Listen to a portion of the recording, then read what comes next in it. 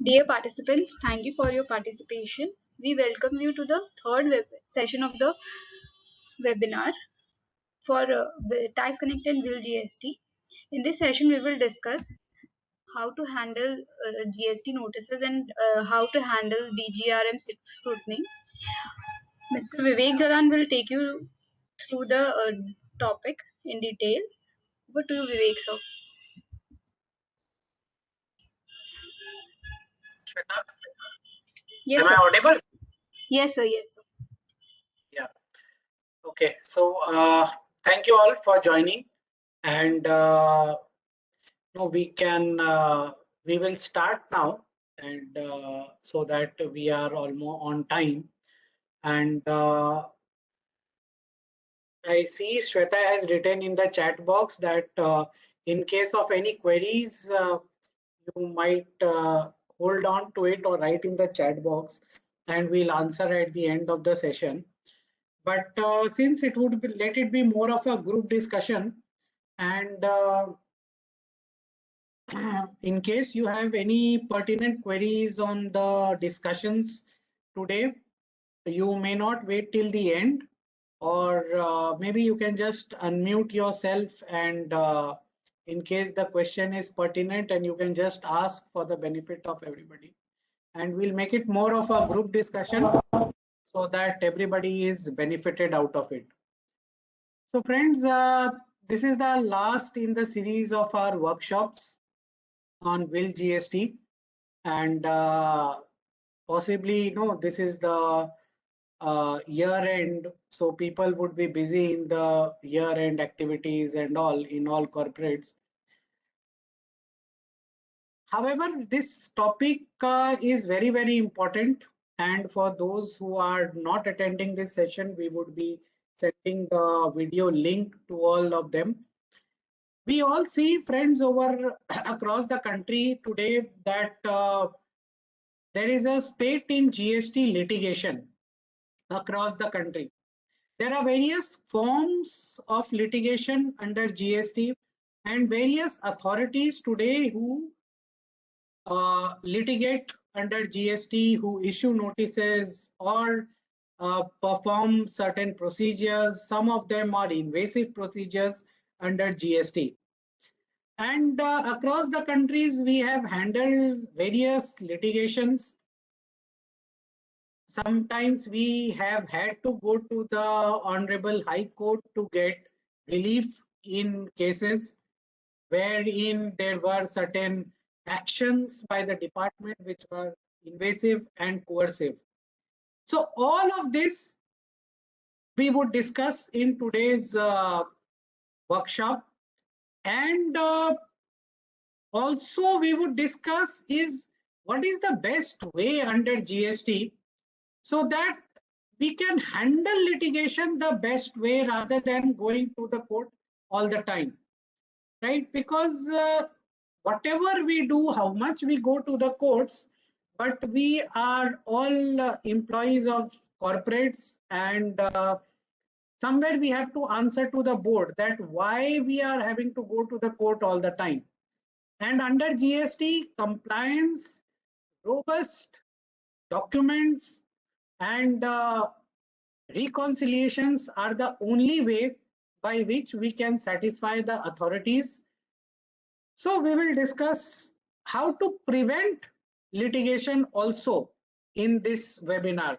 Not only how to handle, but how to prevent litigation also, which today I feel a hybrid model is the requirement of corporates, wherein you try to prevent till the end, and in case you cannot prevent, then you go to the courts and litigate. Friends, this is a Rashi peripherals case, as you can see on your screen.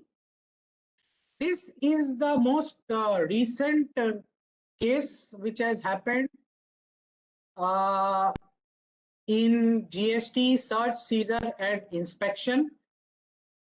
And a very similar case on similar kind of businesses we have handled. Therefore, we would discuss this case a little in detail, and how the search, seizures and inspections under GST, if at all they happen, may be handled. So in the instant case, the instant company Rashi Peripherals is a electronic products distributor. Now, in this case, it has various branches across the country, almost in every state. It has branches. And in one of these branches in Delhi, there was a inspection, search, and thereafter seizure by the state government's authorities. First of all, the question is why inspections and searches have happened. Friends, we would take you through over the next half an hour or 45 minutes. We would come to how the department calculates riskiness of the taxpayers. You yourself can calculate the how risky your business is as far as the GST authorities are concerned, right? So there are risk parameters by which the department calculates. Whenever we are doing the GST audit of our clients, we also try to calculate the riskiness of the business. And in the instant case, you see, in case of a distribution business, the input tax credit utilization is very, very high. Now, in many cases, in most cases, or everywhere, the profit in a distribution kind of business is 3% to 5%. Gross profit, mind that. So, as it is, even if we take it 5%, the input tax credit utilization has to be 95%. Because the sale and purchase margin itself is only 5%, right? Now add to it the office rent, go down rent, credit which we get, mobile phones credit and printing and stationery credit which we get. The input tax credit utilization comes to maybe sometimes more than 97%. A very, very critical aspects of the distribution kind of a business is commercial credit notes.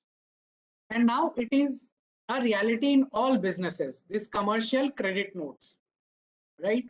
Now, what happens in a commercial credit note kind of a situation when a supplier gives you a commercial credit note in a distribution model, the principal gives you a commercial credit note,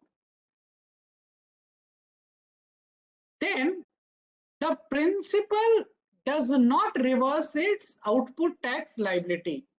And as such, the distributor, that is the recipient, also does not need to reverse its input tax credit.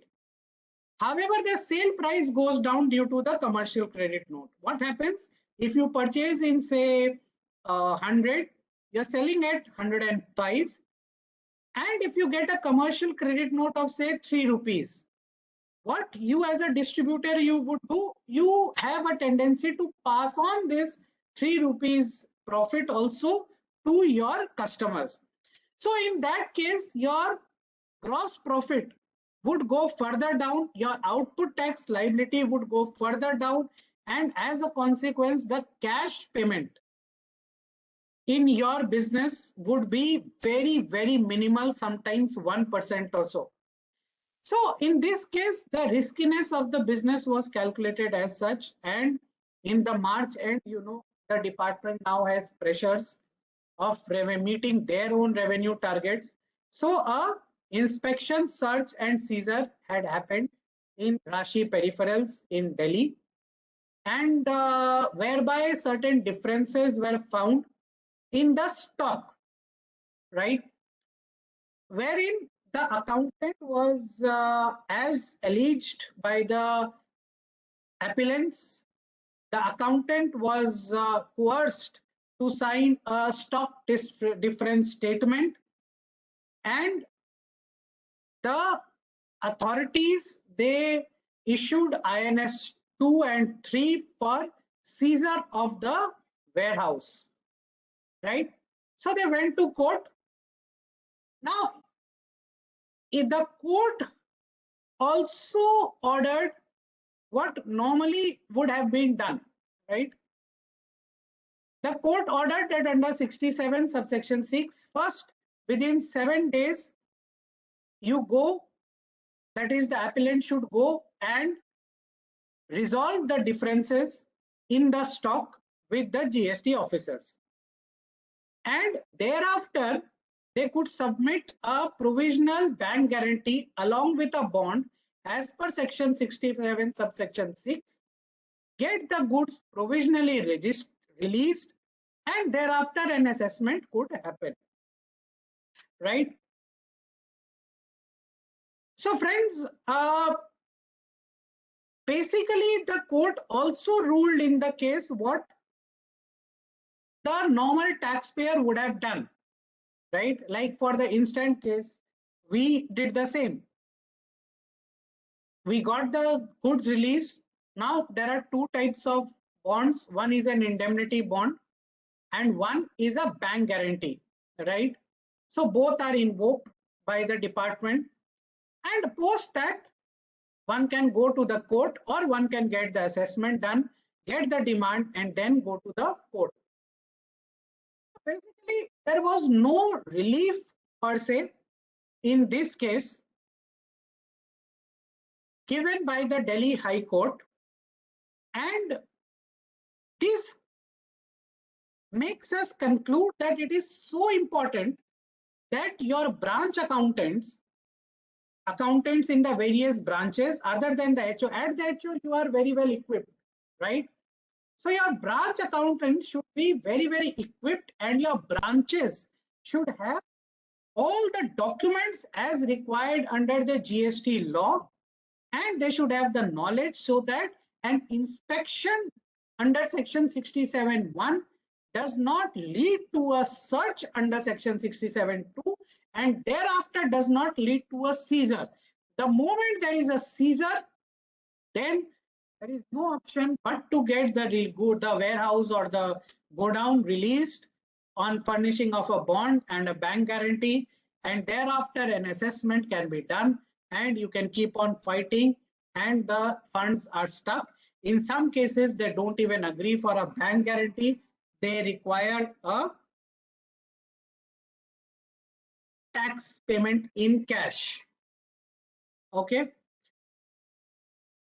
Now, friends, another important procedure in case of a search, seizure, or inspection, right? It's the same as in income tax or in customs, is retraction of a statement.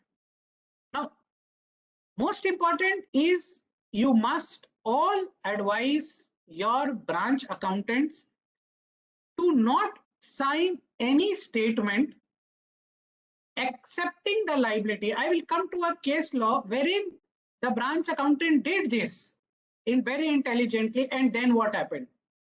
But in case the branch accountant still goes ahead and signs something which may not be true or for which he was coerced, then the statement can, of course, be retracted, right? In fact, in this particular case, in the case of TVL.JF International, right, the branch accountant did this intelligent thing. Sorry. Yeah. He did not accept the liability or the mismatch, and somehow the statement was recorded that in the branch they do not have sufficient books of accounts. Okay. And once the statement was recorded, the department also very intelligently did a best judgment assessment and did not allow input tax credit at all, saying that the branch accountant has said that books of accounts are not maintained during search and seizure. He said that the books of accounts are not maintained, so we will not allow any input tax credit. The matter went up to the court, and the Honorable High Court of Madras, it held that after the branch accountant had held that the books of accounts were not maintained, the petitioner retracted the statement and it has applied for production of books of accounts However, the concerned departmental officer did not take cognizance of such petitions by the petitioner and did a best judgment assessment which needed to be reversed. So in case the branch accountant does accept something under coercion or force, then there is a provision by which we can retract the statement also, which may be done under coercion, right? So this is a sample retraction statement. We would not share it with you. In case you require it, you can contact our office, because this is just a sample. It is available also in our book on litigation, right? So friends, the next thing is that how does one prepare? As I said, one is to handle the litigation. We'll come to that furthermore during the course of our deliberations.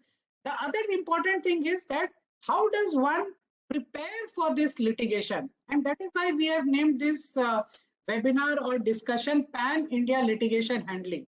Because generally in the HO we are prepared, right? Or in the regional offices we are prepared. But what about the branches? They may not be prepared for inspection, search and seizure, and more often than not nowadays, these procedures under section 67 of CGST Act are occurring in the branches, and which results to seizure of the godown or warehouse and a liability for the company. So we have a set of around 20-25 documents, and I have listed down a set of 15 do's and don'ts, which we'll discuss over the next 10 minutes to understand that what are the documents, records, informations, or preparations as a corporate we should do, especially at the branch level, so that even if an inspection does happen, the branches are ready for the inspection. So there are a list of documents which we have compiled on the basis of handling various inspections, search and seizures, and on the basis of Rule 56 of the CGST rules. Friends, one important account which you should maintain is the trading account, right? It was maintained by certain assessed taxpayers during the VAT regime, but under GST, we may not have prepared this. But a trading account is very, very important, and mind that it has to be done state-wise, right? Not place of business wise, but state-wise.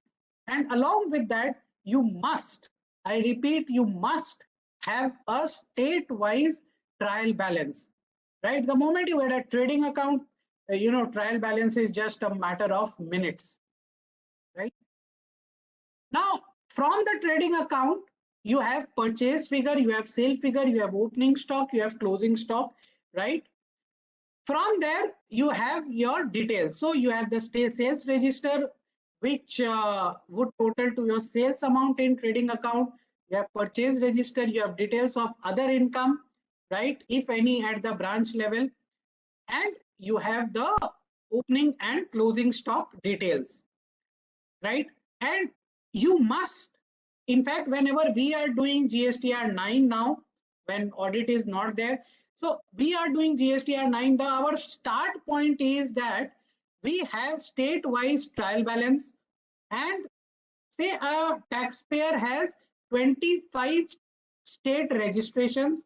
We column-wise, we add up those 25 states, and we have a consolidated trial balance for the company as a whole, which should match with your financial trial balance, which has been certified by a statutory auditor.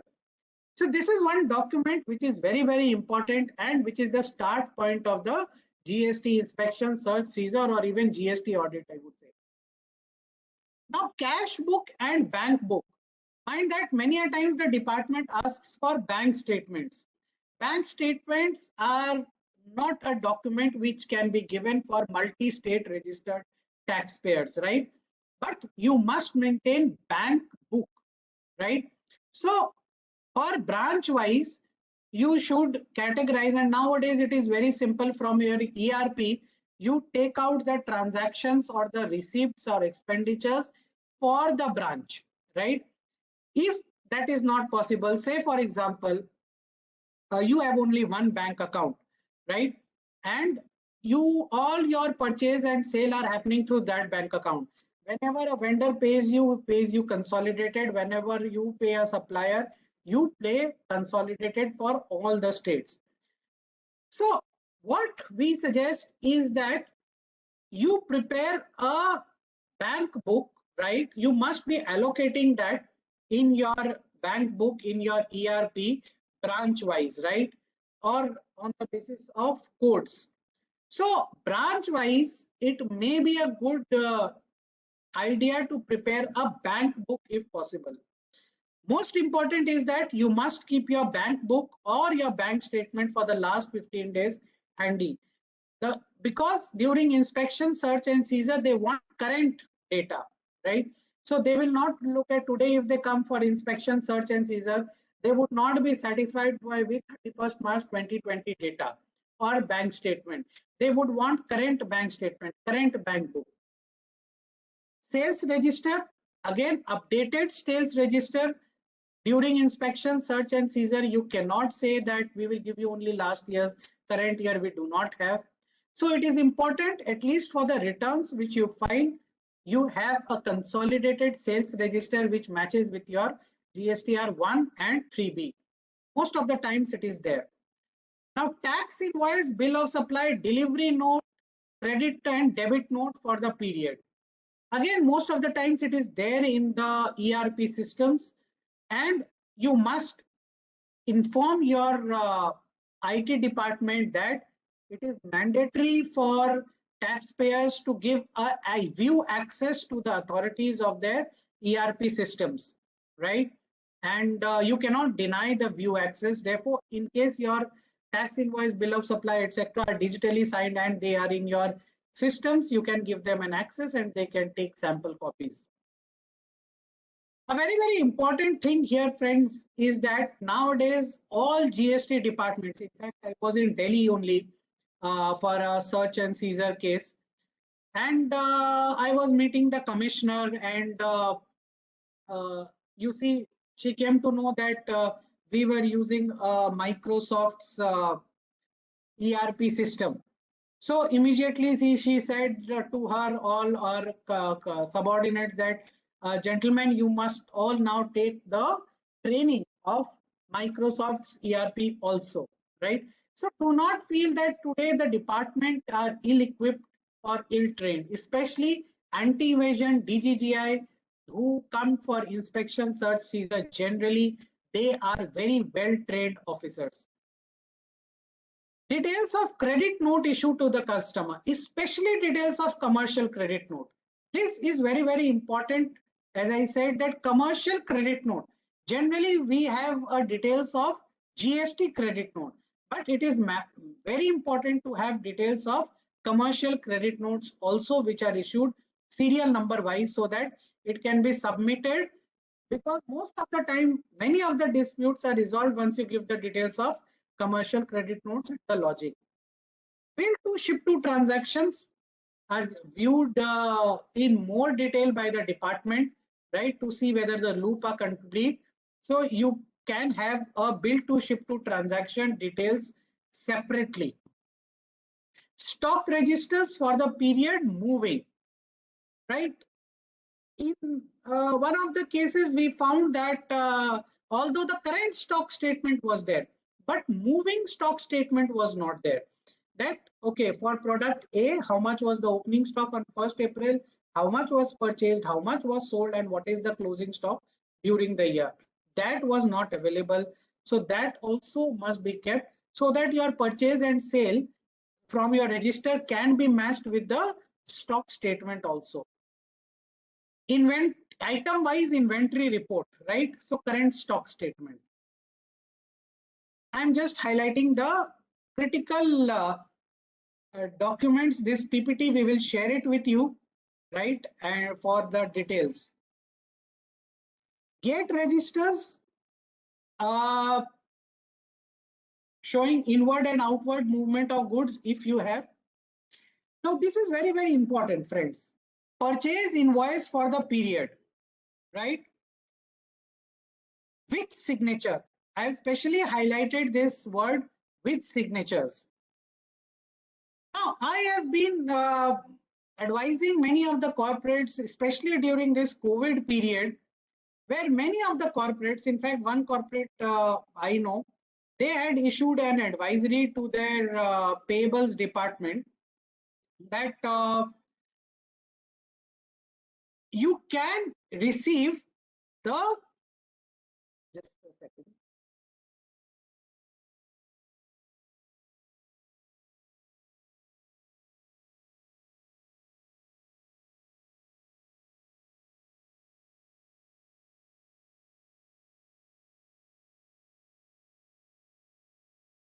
just a second, just give me 1 minute. Yeah. So in one of the companies where I was advising, it was brought to my notice that the purchase department or some department, they had issued an advisory to their payables department to accept scanned copies of the invoices. Okay. Now the question is whether scanned copies of the manual invoices are acceptable.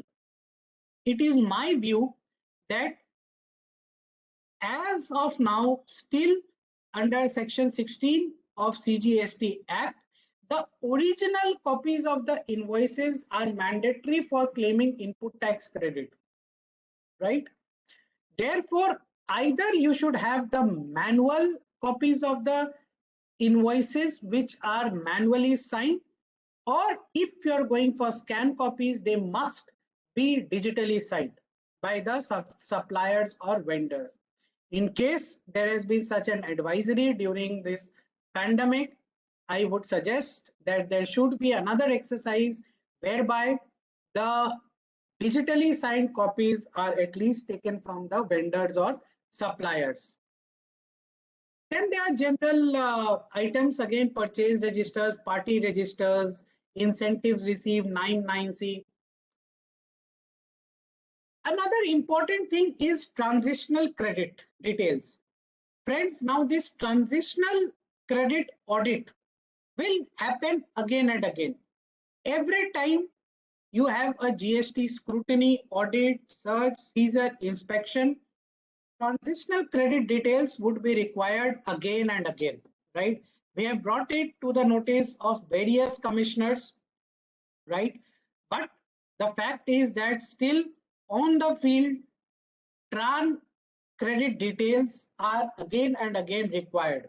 In fact, in one of the cases in Andhra Pradesh, in one of our taxpayers' clients, the transitional audit was done by the same authority, by the same assistant commissioner.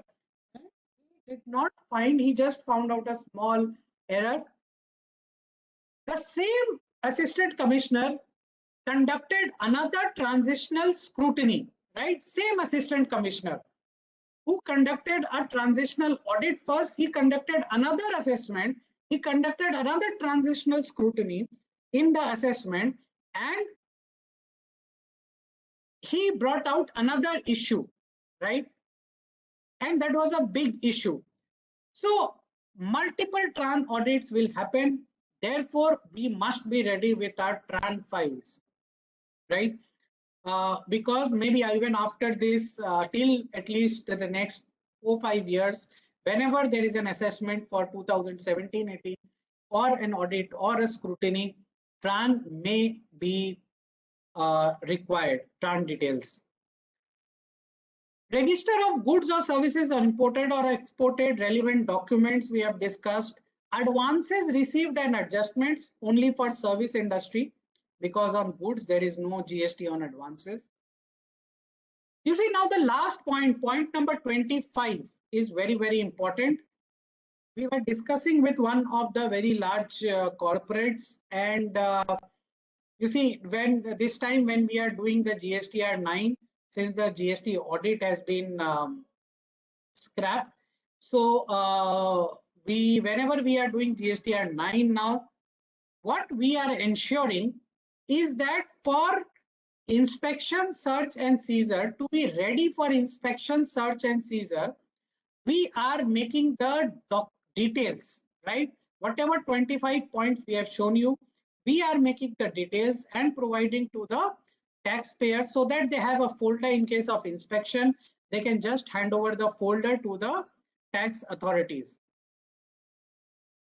Now, one of the companies, the very large taxpayers, they said that, okay, you can do it state-wise, but we cannot do it place of business wise because we do business through C&F agents. Friends, if you go to this rule 5617, even your C&F agent is required to keep the details of the stock with him, right? And most of the times the details with the C&F agents go from the principal itself, right? The C&F agent does not keep the details himself. So in case you have a C&F agent or various place of businesses, it is critical to note that the details should may be required place of business wise. You cannot say that we keep the details only as per principal place of business. We will not keep the details place of business wise. This is a mandate as per rule 56 sub rule 17. Points of attention. 15 points of attention we have. We'll share this with you. Keep the documents ready as discussed. Inform all your branch accountants not to sign any statement of stock reference or any other statement under coercion, right? They should not sign anything under pressure. They should be very, very clear of what they are signing. Otherwise, it can lead to a big trouble. You may take the help of an AR during inspection, search and seizure. So in case your branch accountant is stuck up, he might take the help of an AR either physically or digitally. So the AR can advise during inspection, search and seizures, at least digitally.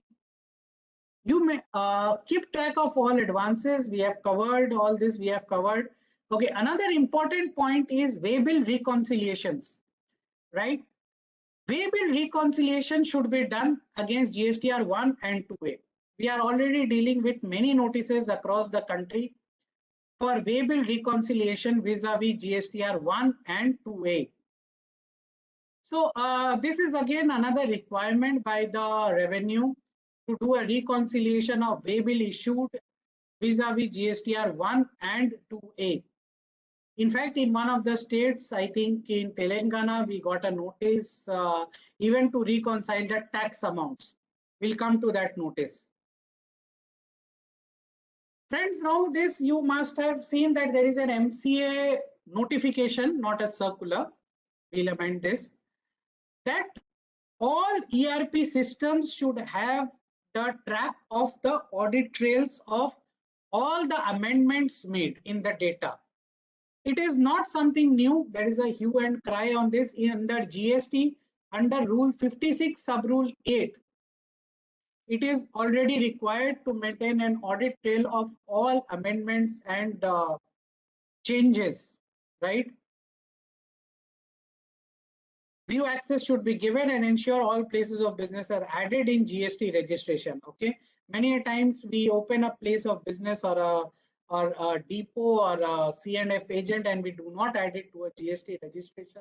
Under Rule 56 sub Rule 6, in case there is an inspection, then the department will be within its right to treat the entire stock of that place of business which is not included in the GST registration and treat it as a deemed supply and charge GST liability on that. For manufacturers, again, the RG registers as in central excise are not to be done away with. Quantitative details are also required. Even for service providers, quantitative details of the goods used for the purpose of providing the service. For example, job worker has to have the details of the goods used, right? and details of the input services for the service supplied.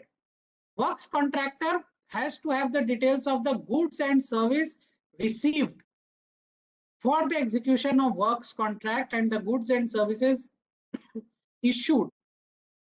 Each work contract wise, he should also have the details of the payment received and made.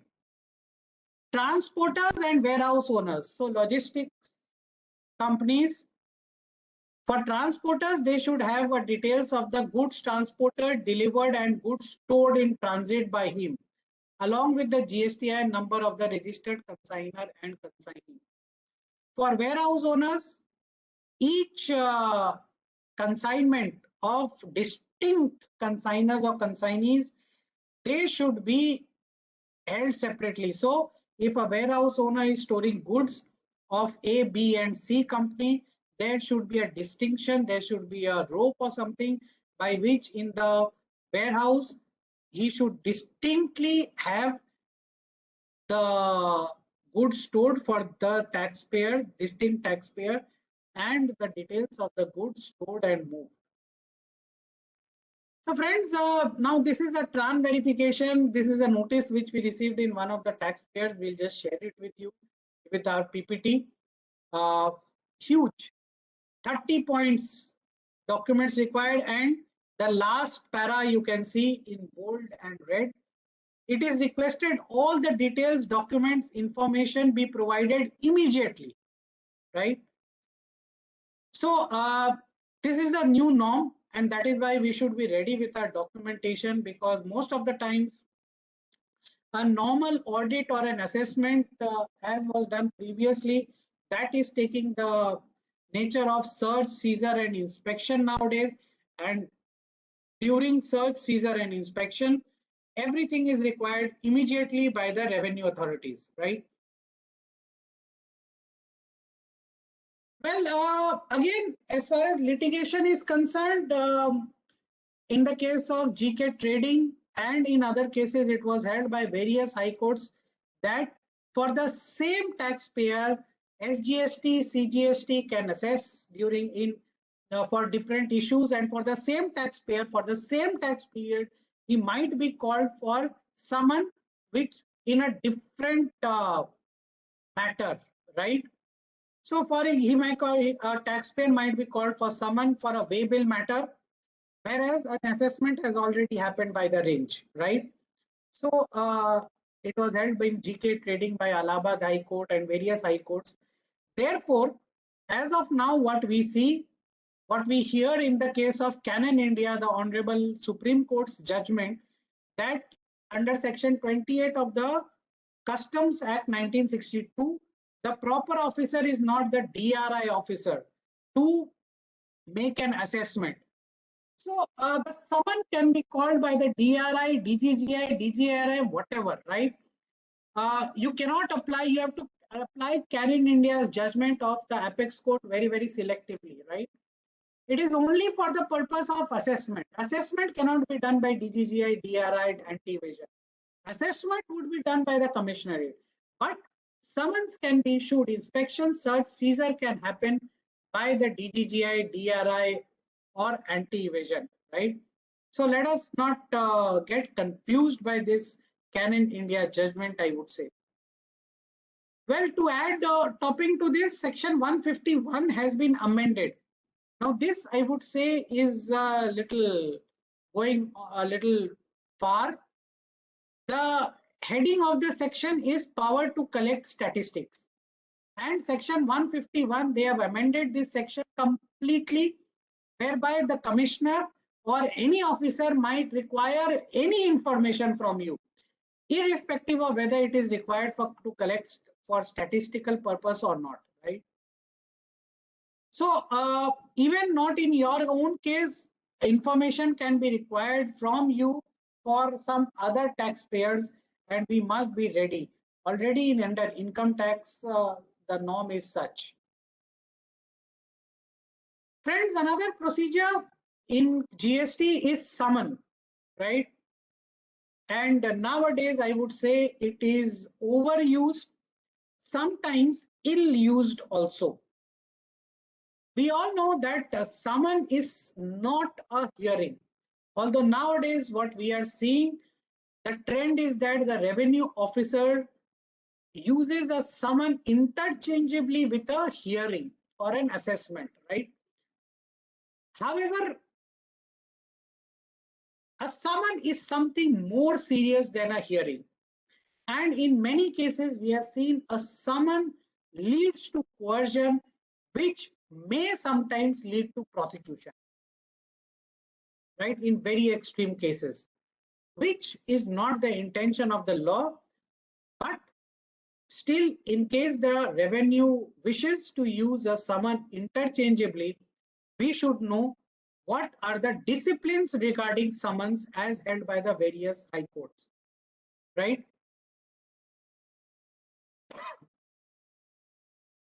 First of all, in case of a summon, it can be issued only by a proper officer, right? It cannot be issued by any other officer but a proper officer, that is your own commissioner or DGGI DRI. Some other charge cannot or a range officer cannot issue the summon. The summon should be during normal working hours. If you are called or you are made to stay more than from 10 to 6, right, you can appeal to the High Court in case you are required to stay more than 10 to 6, because it would lead to informal detention, and you can appeal to the High Court via the writ of habeas corpus. Now, it has been held by the Punjab and Haryana High Court in the case of KC Vanaspati versus Assistant Collector that bulk documents to conclude a fishing inquiry is not what is expected. So, irrelevant documents cannot be asked to be produced during summons. Summon has to be served to the company and not to any employee. Okay, that has been held by the Honorable Tribunal, right? No detention during log hours. In one such case, a person was detained for more than 24 hours. So any detention beyond working hours 10 to 6, that would lead to informal custody, and it would be a violation of Article 22 of the Constitution of India, which can be appealed against. What is your remedy? You can go to the High Court. In case these disciplines are not followed, you can go to trade associations, you can go to the commissioner or DGGI himself. Statement must be recorded voluntary and not under coercion, and no violence can be used during summons, right? Violence does not only mean physical violence, it includes abusive language, threat, or violence, or any other legal injury, not only to the person being summoned, but against anyone who is associated with the inquiry. So, in one such case, in one of the officers, he used summon as a tool against our taxpayer, and summon was being used to coerce the taxpayers, and we have gone to the Kolkata High Court, and you see, although the judgment is pending, but the Honorable Justice has taken cognizance of the fact that multiple summons are being used for no rhyme or reason, and just as a tool of coercion of the taxpayer, which is against the Constitution of India and which is against Article 21 and 22 of the Constitution. Access to business premises, Section 71, is another way by which the departmental scrutiny can be done, right? Right. Can you refuse summons or attendance to summons stating that no, it is a COVID situation, I will not travel? In case of DGGI summons you from to Delhi and you are based out of Mumbai, can you refuse? Answer is Delhi High Court has answered in the negative.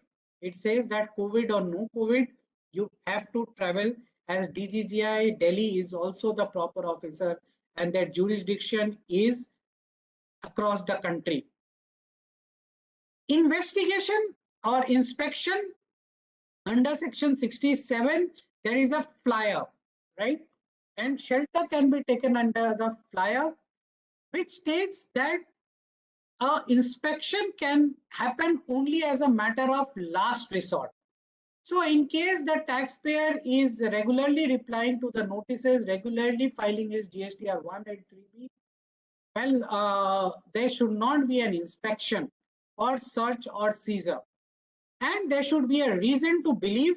The reason to believe, as held by the Honorable Supreme Court, must be having a close nexus with the inspection.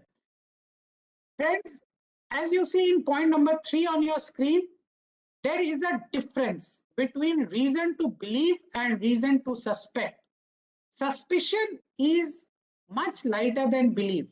So if the department does an inspection and requires the GSTR 1, 3B and keeps on asking you why your ITC utilization is high, whereby you have already replied. In our case, we already replied to multiple notices saying why our ITC utilization is high. You can appeal to the court that there was a reason to suspect, yes, but there was no reason to believe, as the taxpayer was constantly communicating with the revenue authorities, and there is this inspection, search and seizure. In this circumstance, when the taxpayer is replying to the notices, filing his returns properly and replying to all communications from the department, the inspection is illegal. So section 67 read with rule 139 to 141 are important. One important thing during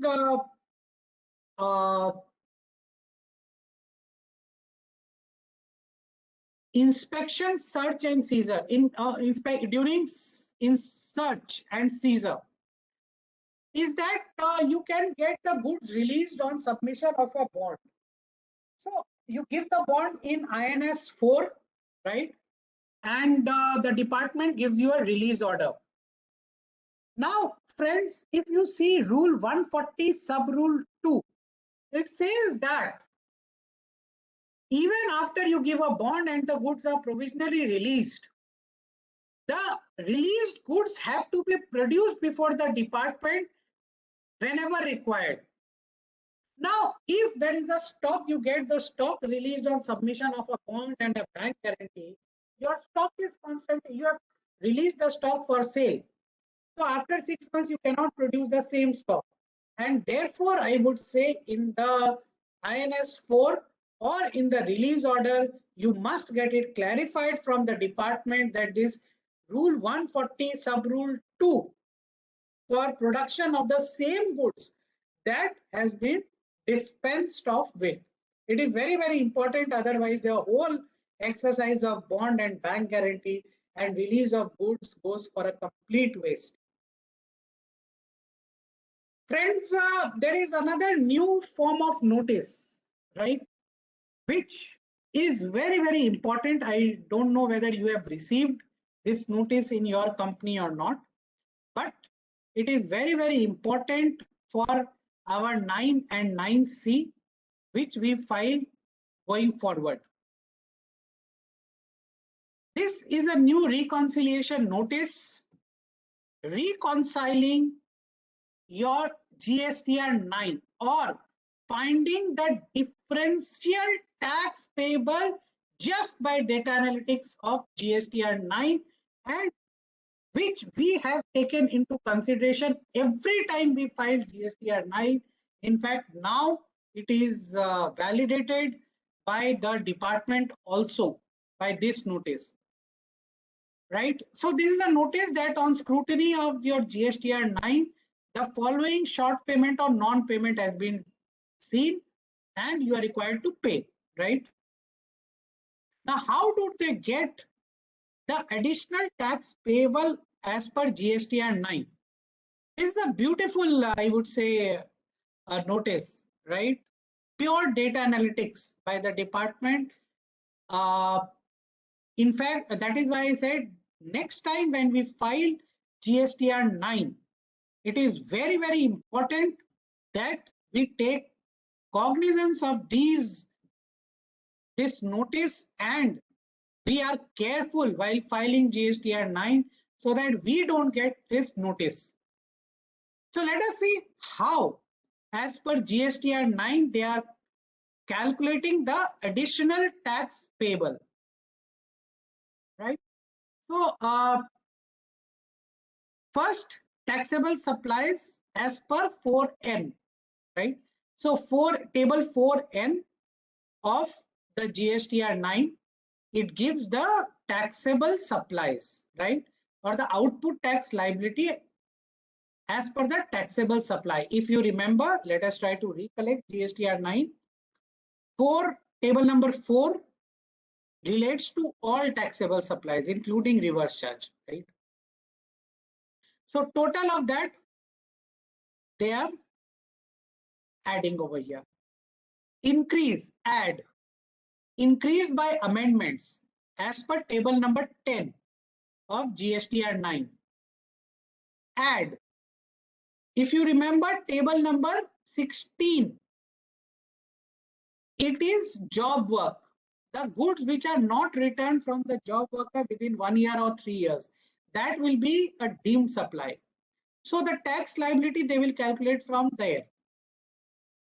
Plus unreturned goods in table number 16C, plus pending demands as per 15G of GSTR 9. So this is general, right? 4N plus 10 plus 16B plus 16C plus 15G. Now is the most important thing, I would say, 8D, right? This in our videos also you can see on YouTube. We have cautioned again and again all the taxpayers. Your 8D, table 8D should not be negative. In case it is negative, then it is added to your output tax liability, right? You see point number 6. In case 8D is negative, it is added to your output tax liability. Now, one another issue we have found out over here is that even in case, you see, many a times it has happened that the taxpayer has paid CGST plus SGST instead of IGST, right? In such a case, you have a positive figure in IGST and a negative figure in CGST and SGST.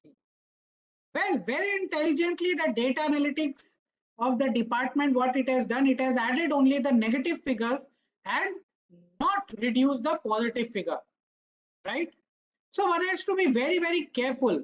If you remember the press release by the GST, CBIC and GST network, it was very categorically said that forget about table number 8D, right? Any difference in 8D need not be worried about.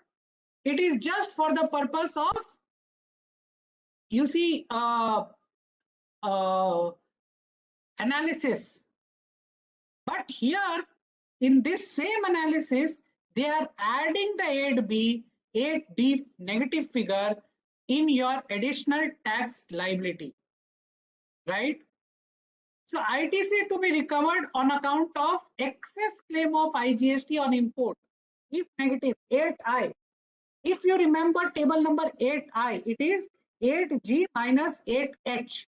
8G is what? How much you have of ITC you have claimed on import, and 8H is relating to your how much of ITC is available for imports, right?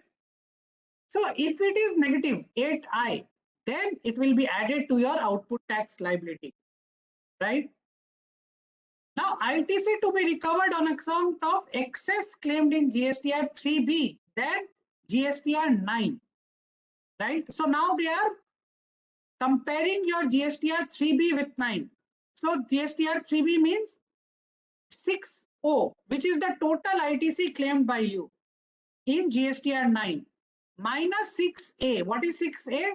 6A is the coming from your GSTR 3B. So how much you have claimed in GSTR 9 minus how much you have claimed in GSTR 3B and transitional credit, right?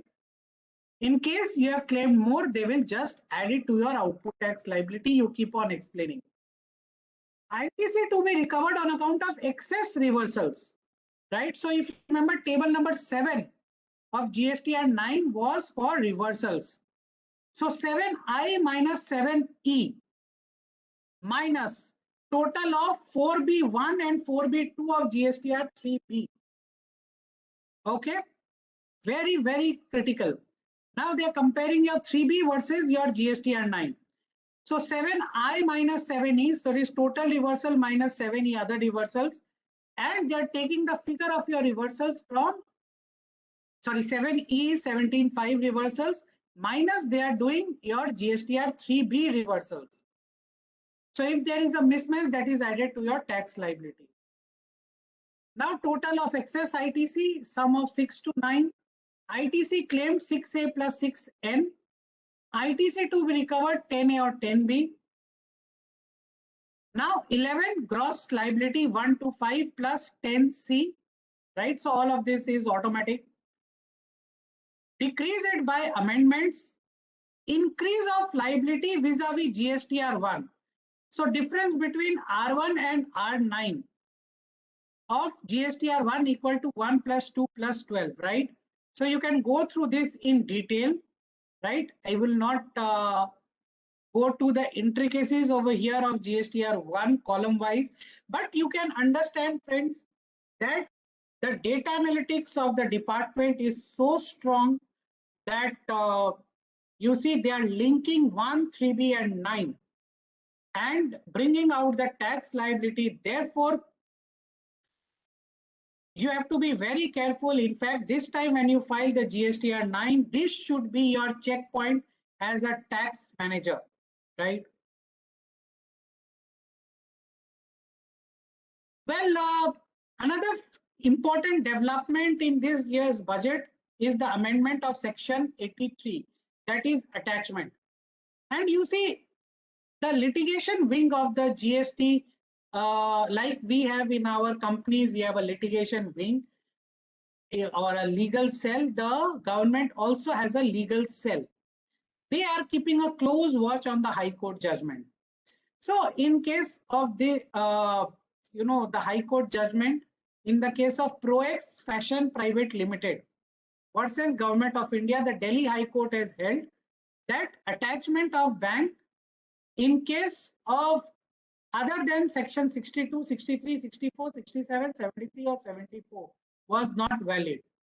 So in this budget, what they have done, they have said that the bank can be attached due to any non-compliance. So section 61, say for example, scrutiny of returns. The department does a scrutiny of your returns under section 61. So all these notices you get GSTR 1, 3B, 3B, 2A matching.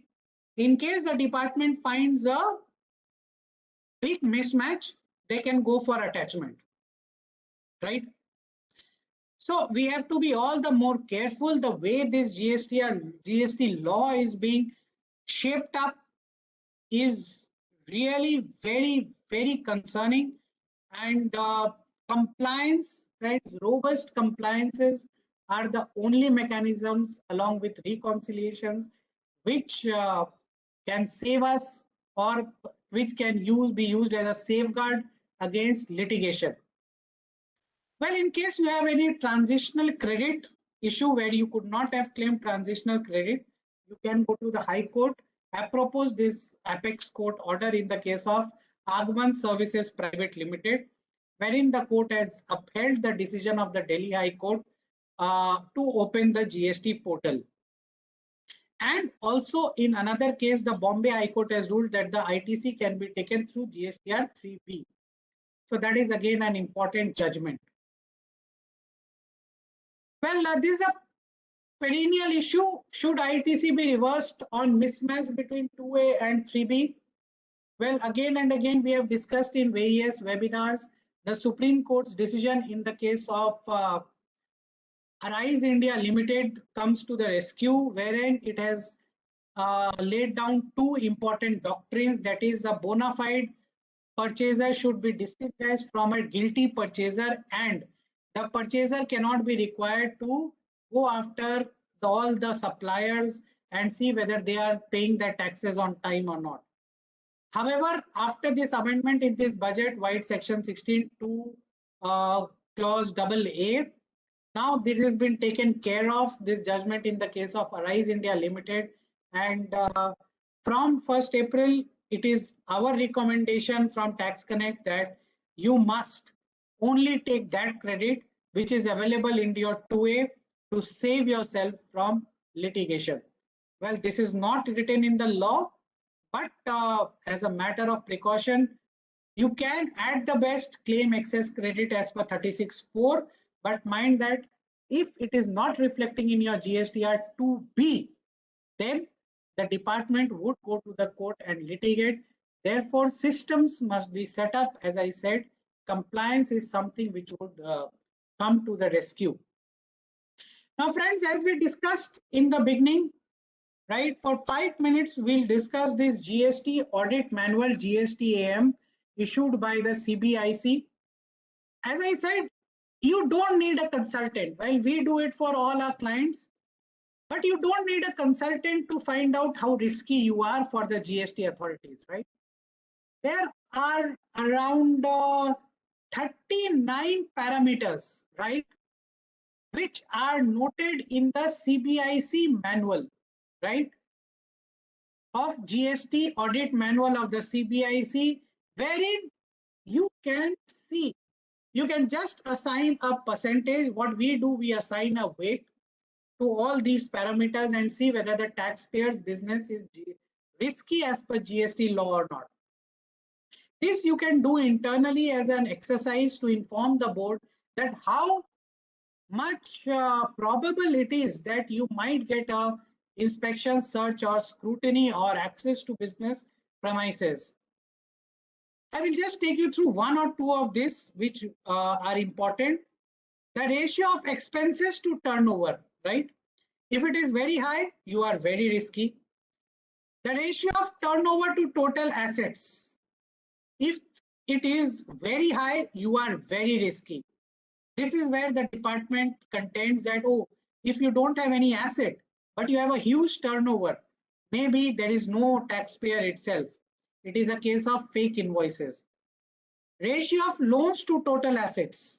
Again, higher the riskier, right?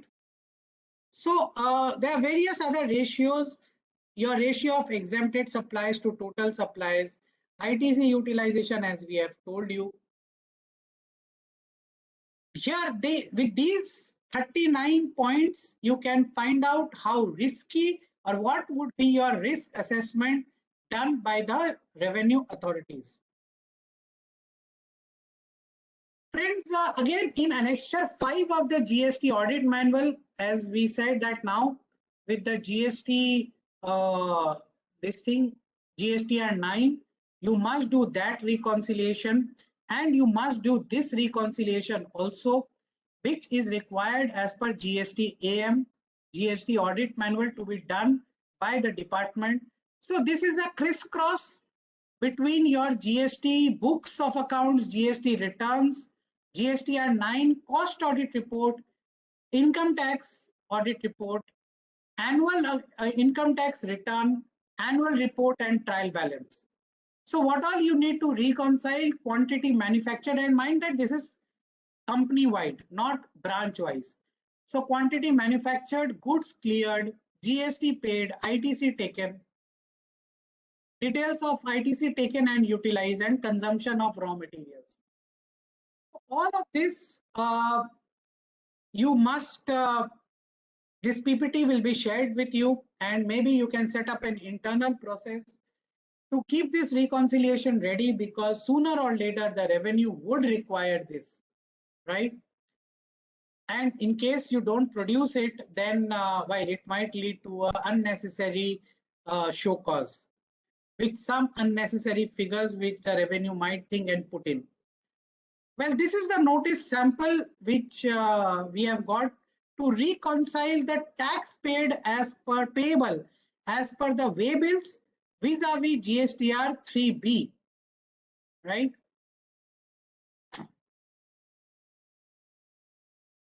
So friends,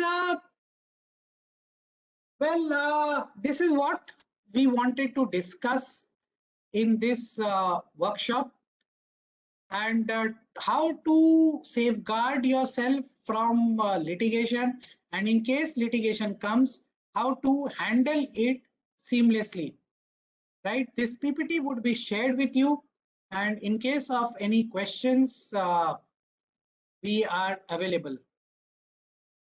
You can unmute yourself and ask.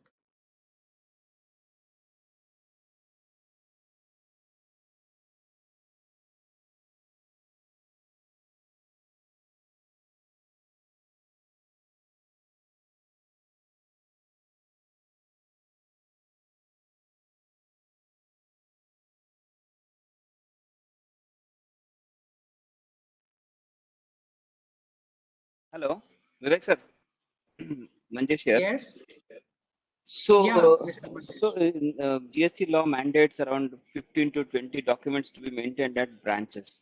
Some of them includes inward, outward register, sales ledger, purchase ledger, and etc. Stock statement and all. Now we have a head office in Bangalore, but branches across India. But we don't maintain cash ledger, say, purchase ledger, everything at the branches, but we maintain it in the computerized system and at head office. But we may definitely maintain all the stock record, but stock inward, outward, closing stock. All these details are available in the soft copy at the respective branch. But at the time of audit, for sure, if once the notice is issued, we will share that information with the concerned team there who produces to the authorities. Do you see any exposure in case of in terms of requirement of a documentation at the branches, sir? Yeah, so as I said, during audit, it's not a problem. You just they give you time of 15 days, 20 days to produce the documents. You can send it from your HO. And this is the general practice. But with the increase in these inspection searches and seizures, now there they don't give you that time. There they require it immediately. If you don't give, then an inspection is converted into a search. And that is why where I see exposure out there, that during inspection, if you're not able to produce on this flimsy ground, they convert an inspection into a search, and sometimes even seizure. So you must have a branch wise statement at least of the last year, right? And keep it in a folder in case they require during inspection. You should be able to produce it instantly. We don't, sorry, the reason why we don't want to keep it that this is a common facility where our competitors also have a space in that particular premises. It's IT product, so by side just a demarcation, and my competitor price data is also there. So it gives some advantage to the competitor in case they have a handhold on the documents on the purchase ledger or a sales ledger. I don't want to share that information. That's the reason why we want to not share that information. That is part number one. Point number two is inspection. Can an officer conduct an inspection without a notice, or can he just barge into a premises and conduct an audit or a inspection? So to answer both, first question, yes, you are right. I am not asking you to share it with the branches, right? This cash book and bank book, but you should have it ready at your HO in soft copy. The moment an inspection comes, you can mail it across, right? So in This that is a way, good. Yeah, this is a yeah, very good suggestion, sir. Thanks. yeah. So and that is what we are doing. Nowadays in GST, all the control is centralized, but we are having in each of the, for each state, we are having a folder, we are keeping everything ready so that during inspection, we just send it across. And you give the officer 1,000, 1,500 pages, and he's satisfied at least at that time. Second question to answer that, I'll come to you, Mr. Sandeep. To answer the second question, whether an inspection can just happen without a notice, answer is yes, it can just happen, and it does happen only without a prior notice. There is no notice. There is a reason to believe, whether there is any or not. Well, it is the department's lookout, but they just need an INS-1 from the Joint Commissioner. That's it. The Joint Commissioner issues a warrant, and the revenue officers, they can just come and do an inspection. Okay, sir. Thank you. Yeah. Thank you. Yeah. Mr. Shall I Sandeep. ask question? Yeah. Sir, we have question regarding Rule 36(4). So there are two questions regarding that. First is in respect of whether we need to match the RCM receivable cases as well under Rule 36(4). And another question is that what is the procedure to be followed for the cases prior to 1st October 2019 when the 2020 when 2019 sorry when Rule 36(4) was introduced. Prior to that, do we need to do the matching for as per 36(4) or not? Because authorities are asking according to that. Okay, so to answer this, of course not. Before October 2019, before Rule 36(4) was introduced, it was not required to be followed at all. In case any authority is asking for it, I suppose they are highly mistaken. The second is regarding RCM, whether you would be matching it as per Rule 36(4) or not. RCM, as far as I feel, you have to just pay and take the credit, right? So where is the question of matching RCM? RCM, you keep it away from Rule 36(4), no? So actually, what we understand that the rule states that the RCM service providers as well, the service providers under RCM needs to show in the GSTR1 the invoices. The requirement comes from there. Is it true or not? Because we are right now taking a cautious call of matching RCM cases as well. Acha, from there you are saying. Yeah, of course, Yes. there is a requirement in GSTR1 for the service providers to tick that box where they disclose that it is this RCM is there, but I would still say that it is not required to match it, right? If you are paying that is not a duty paying document, right? The duty paying document is your self invoice. So as per my view, no, it is not required to be matched, because many a times those service providers, they forget, and many a times they are not even registered. For example, GTA, they are not required to be registered at all. So how do you do the matching? We are doing matching for registered only, Abhi, as of now. Yeah, so you are, yeah, that is on a as a matter of precaution, you can, but as per my view, no, RCM is not required to be matched. Thank you. Thanks.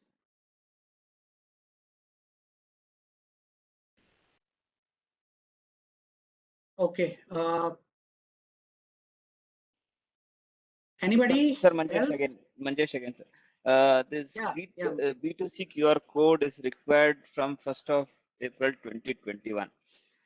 Now we have some intermediary services where we have some markup invoices which is to be issued for our captains. Now I'm sure that it is not going for a e-invoicing validation, but per se, if you see, these are not a B2C transaction. These are so my question is that is QR code mandated for intermediary services?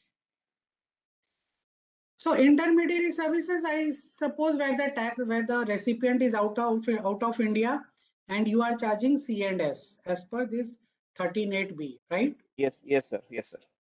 Yeah, and where the recipient does not have any GSTIN. See, True. strictly speaking, it would not be B2C, it would be B2B. So QR code is not required for that. You can always contain that. But what call with what we have taken for all our clients and what we have opined is that you keep it simple. In case there is the service recipient does not have a GSTIN, just issue a invoice with a QR code. But in your case, maybe you are resisting because possibly this is the only B2C transaction you have, and it would be more of a hardship to get a QR code only for these transactions. Absolutely, sir. You're So, bang on, sir. You're bang on. so in that case, I would suggest that if it is not much, if it is very troublesome, which I think it is, that then you can just write a letter to the department that we feel that this is not B2C because the recipient is also a business entity, although not registered, and we don't consider it. Therefore, we are not issuing a QR code on that. Thanks, sir. Thank you, sir. Thanks.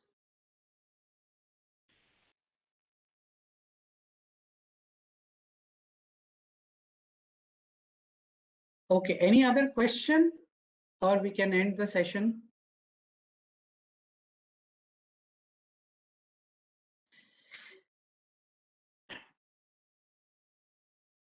Okay, thank you very much, everybody. Thank you for joining.